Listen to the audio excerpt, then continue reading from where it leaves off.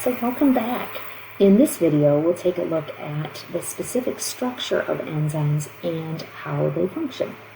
So let's flip over to our current slide, which would be enzyme structure and function. All right, we've already learned that enzymes catalyze reactions by lowering the activation energy necessary to get the reaction started. But now we have to sort of sort that out. How? So first thing we need to know is, what is the structure of an enzyme, right? What does an enzyme look like? Well, most enzymes are proteins. So let's first think about a protein. Remember that proteins are complex molecules. They're made up of amino acids linked together with peptide covalent bonds. And these amino acids form a long string that is folded up in a complex way. And so when we see a protein in our textbook, it's usually a big, complex purple blob, right? So some big structure, something like that, okay? Now, what else is important about the protein structure? Well, let's take a look at a picture. And by the way, this little nutcracker here is representing my real nutcracker I usually take into class. A real nutcracker, because I have a really cute one that I use because it helps us understand an enzyme structure and function. Think of the nutcracker as the enzyme, right? We'll come back to that. Now, in the enzyme, and here's a picture of this big blue enzyme. That's a big enzyme. Enzymes are usually big molecules. Somewhere in the enzyme's molecule is a fold or a groove or a pocket. And that fold or groove or pocket is called the active site or the catalytic center of the enzyme. That is really important because each enzyme catalyzes one specific chemical reaction or a set of specific chemical reactions. Enzymes are very specific. And that active site is the site to which the substrate binds temporarily. So what happens in a chemical reaction that's catalyzed by an enzyme is the substrate or the substrates, maybe there's several of them, bind to the pocket or the groove, the active site of the enzyme. They move in and bind to it temporarily. And the enzyme actually kind of changes shape to kind of close in around that substrate or the substrate molecules. We call that change in shape the induced fit, if you will. The enzyme here has the active site, the substrate comes in and the enzyme kind of fits around it tightly. And the enzyme then can catalyze the reaction, can speed up the reaction by lowering the E sub A for the reaction to happen. It's a little bit like how a nutcracker works. Think of the enzyme as the nutcracker. Think of the nut as the substrate, all right? So the nutcracker has a very complex three-dimensional shape, and somewhere in it is the mouth, the site where the nut or the substrate enters, right? And so the substrate or the nut enters the mouth, and then the mouth can change shape. That's the active site. It changes shape. It forms around the nut. It causes the nut to crack. That's the reaction. It makes it easier for it to crack because it's got some pressure in the right place, compared to cracking that nut with your own hands. It cracks it, and out pop the products.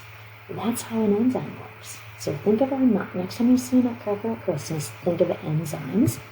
Here's a picture of a chemical reaction happening that's catalyzed by this big purple enzyme. And so we've got, we've got this enzyme, all right? And this enzyme has an active site right there. This enzyme is going to catalyze a particular reaction. The substrates for this reaction bump into the enzyme, and as they bump into it, they fit into the active site. They might temporarily bond to the active site by hydrogen bonds, for example, and there's an induced fit. And then somehow, while these substrates are in the enzyme, the activation energy for this reaction is lowered. It makes it easier for the reaction to happen. And the substrates react with each other and form products. The products are released from the reaction site or from the active site, and then we've just catalyzed the reaction. And then the enzyme is free to do it again and again and again and again. So the enzyme acts as a catalyst because it speeds up chemical reactions without being used up in the process. It can be reused again and again. And remember, the substrates have to fit into a particular active site. If the active site changes shape, the enzyme probably won't work because its active site has a very specific shape for catalyzing a particular reaction or a small subset of reactions.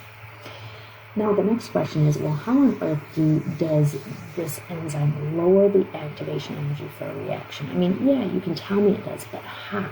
Can you explain it? Well, our textbook says, you know what? Enzymes can lower the activation energy in a whole variety of ways.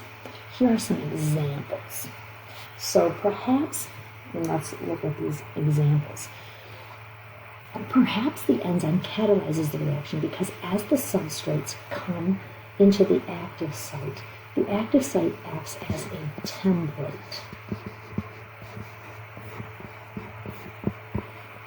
for the substrates, that's what the S means, to come together in a perfect orientation so that they're more likely to react with each other. It makes them easier to react with each other. They're oriented correctly so that the E sub A is lowered. It's possible. Another situation might do this.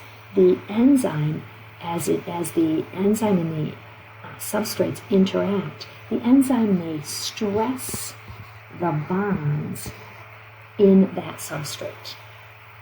When you stress the bonds in the substrate, it becomes easier to break them. The activation energy is lowered with more stress. So you lower the activation energy, the reaction is more likely to happen. Boom, you've just catalyzed the reaction. Sometimes the enzyme can provide, so we're thinking about this enzyme, right, with the active site there, and here come our substrates coming in. Sometimes the enzyme provides a microhabitat that might make it easier for the reaction to happen. So perhaps a reaction needs to happen or more easily happens in a lower pH.